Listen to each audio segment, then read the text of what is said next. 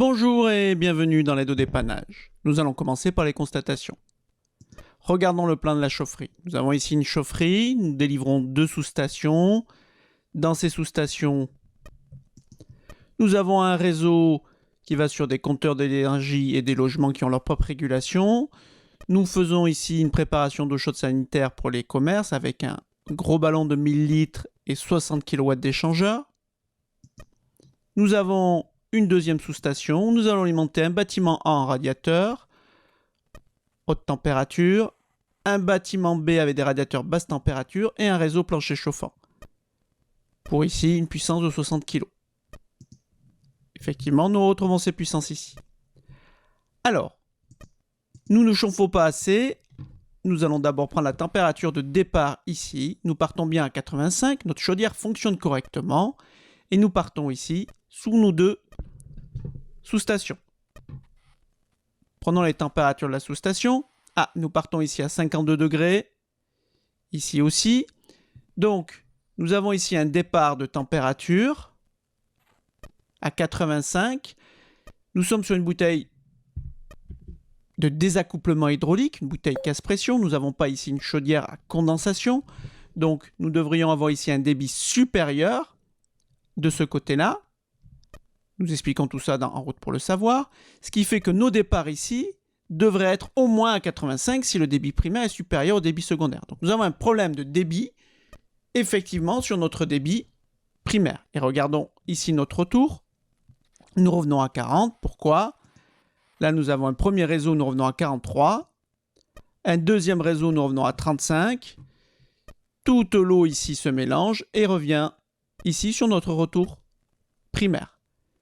Donc, nous avons peut-être un problème de pompe. Notre pompe ici est en courbe 2, c'est une 1514. Si nous prenons la documentation, courbe de pompe, nous voyons que c'est une pompe avec un débit assez important sur des pertes de charge qui paraissent correctes, car nous avons quoi ? Nous avons la bouteille casse-pression, le filtre et la chaudière. Nous n'avons pas grand-chose, nous n'avons pas de distance. Donc nous avons un problème de débit. On pourrait la forcer en courbe 3, ça ne servira à rien. Quel débit nous devons avoir ici ? Nous avons ici 105 plus 60, 165. Si nous partons sur un régime d'eau de 80-60, ça nous fait à peu près 8,5 m3 en entre 8 et 9 m3. Donc, nous devrions avoir ce débit-là. 8,5 m3 parce que nous prenons 20% de plus ici sur le primaire. Là, le secondaire nous fait 7,11 plus 20%, ça nous fait 8,5. Nous devons avoir un débit supérieur pour avoir des retours plus chauds et fonctionner bien correctement ici en bouteille casse-pression. Qu'est-ce qui peut nous créer des pertes de charge et manque de débit ? Mais la première chose à voir, c'est peut-être notre filtre. Effectivement, on va le démonter et nous constatons qu'il est complètement sale. Donc, s'il est sale, c'est la conséquence d'un problème.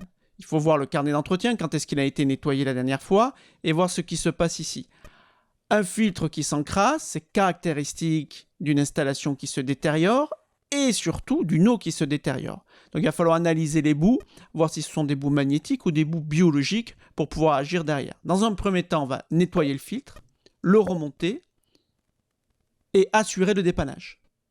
Mais dans un second temps, il va falloir faire du préventif et aller voir ce qui se passe. Qui plus est, si on a de la boue ici, on risque d'en avoir un peu partout. Reprenons nos températures. Oui, notre température retour augmente, forcément, puisqu'ici et ici, nous partons à des températures de 85 degrés sur nos 2 sous-stations, et petit à petit, nos retours vont monter en température.